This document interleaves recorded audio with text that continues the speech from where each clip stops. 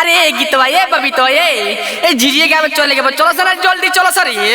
अरे रुक ना रे, तनी साड़ी वड़ी पहन लेवे दे, कजरा लगा लेवे दे, आ लिपस्टिक तनी लगा लेवे दे।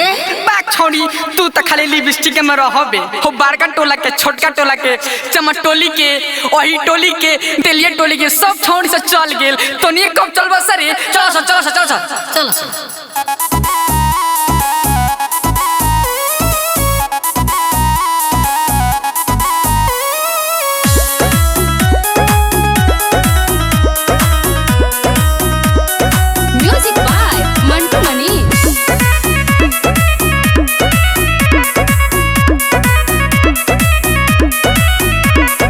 नजर न लगई है डैनी, नजर न लगई है गे, नजर न लगई है डैनी, नजर न लगई है गे।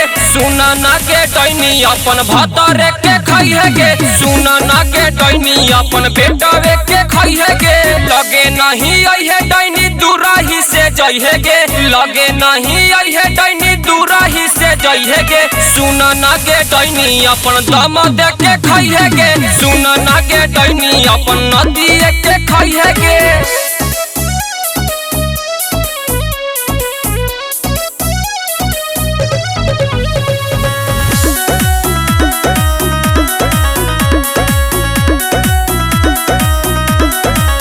सखी मिल के है डैनी के दगारी, सखी मिल के, सखी मिल के है डैनी के दगारी, सखी मिल के। देखो न डैनी चढ़ल तार पर, गोर पिछिलल त गिरल भातार पर। सुन बबीतवा अनितवा कवितवा गे देन गारी, सुन अनुआ या तनुआ मनीषावा गे देन गारी। अरे ये सखिए सतर से गा लेनी बजा लेनी, चलो सतनी मुखिया जी के दूरा पर कुछ गा लेवे के बजा लेवे कुछ मांग लेवे के। हाँ ये सखी चला चला जल्दी चलो चलो चलो चलो चलो।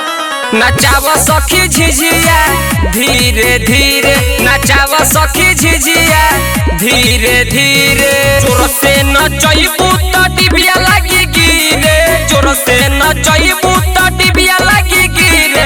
नचाव सखी झिझिया धीरे धीरे, नचाव सखी झिझिया धीरे धीरे।